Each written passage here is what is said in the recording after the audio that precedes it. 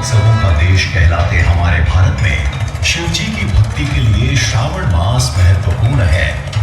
झारखंड के देवघर में स्थित वैद्यनाथ ज्योतिर्लिंग द्वादश ज्योतिर्लिंगों में से एक है। यह तीर्थ 51 शक्ति पीठों में से भी एक है। यहाँ पर शिव और शक्ति का एक साथ विराजमान होना इस तीर्थ को अधिक महत्वपूर्ण बनाता है। यह अर्धनारीश्वर का एक पवित्र स्थान है जो पुरुषों और महिलाओं की समानता को दर्शाता है। एक सादे पत्थर से बना बाबा वैद्यनाथ का पूर्वाभिमुख मंदिर 72 फीट ऊंचा है। इस अनूठे तीर्थ में लक्ष्मी नारायण मंदिर, मां पार्वती मंदिर, मां संध्या मंदिर और मां काली का मंदिर भी विद्यमान है।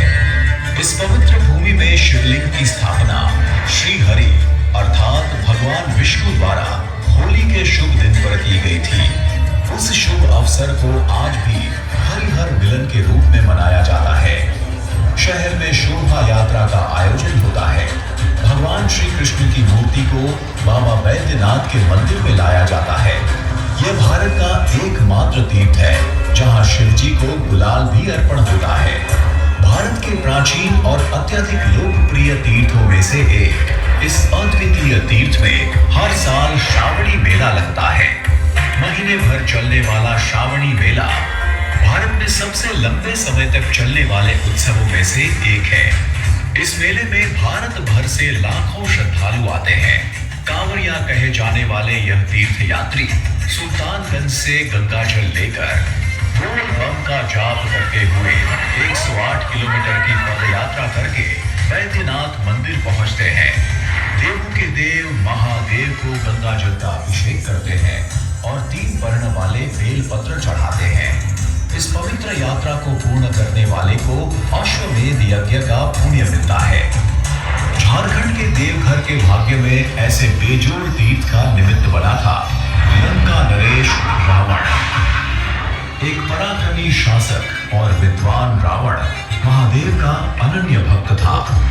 आध्यात्मिकता और शास्त्रों का ज्ञाता था, लेकिन अहंकारी और जिद्दी था। इसी अहंकार के कारण उसने भगवान शिव को कैलाश पर्वत से लंका ले जाने का मन बनाया।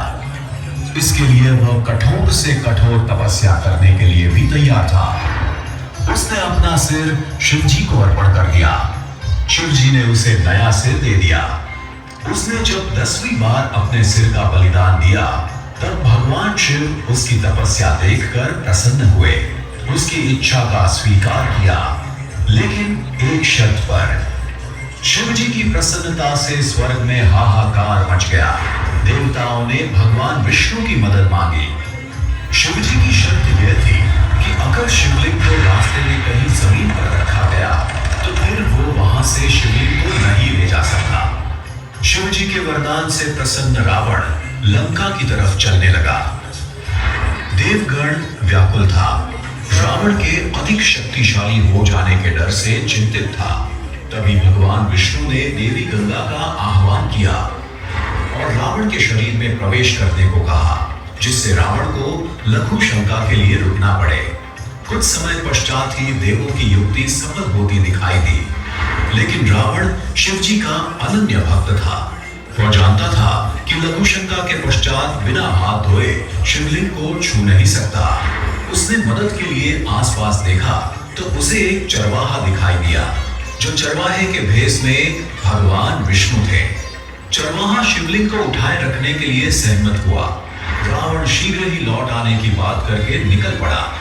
गंगा जी ने रावण के शरीर से बाहर निकलने में बहुत समय लिया। शिवलिंग को अधिक देर तक उठाए रखने में असमर्थ चरवाहे ने शिवलिंग को जमीन पर रख दिया। रावण ने लघु शंका के पश्चात हस्त प्रक्षालन के लिए पानी ढूंढा, लेकिन आसपास कहीं पानी नहीं था। उसने धरती से पानी निकालने के लिए जमीन पर प्रहार किया। यह जल स्रोत आज भी मौजूद है।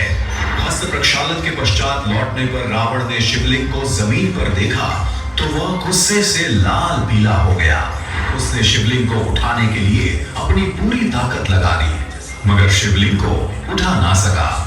गुस्से में आग बबूला रावण ने शिवलिंग को जमीन में दबा दिया। रावण को कहां पता था कि वह जिस भूमि पर खड़ा है वह एक शक्ति पीठ है और ऐसे रावण एक अद्वितीय तीर्थ का निमित्त बना। ऐसे बेजोड़ तीर्थ के प्रति अखुंड श्रद्धा रखने वाले हर साल यहाँ आने वाले लाखों श्रद्धालुओं के हम आभारी हैं। बाबा बैद्यनाथ की कृपा सब पे बनी रहे, ऐसी प्रार्थना के साथ हम अंतःकरण से कहते हैं कि इस पावन भूमि पर आपका सदैव स्वागत है। जय बाबा बैद्यनाथ।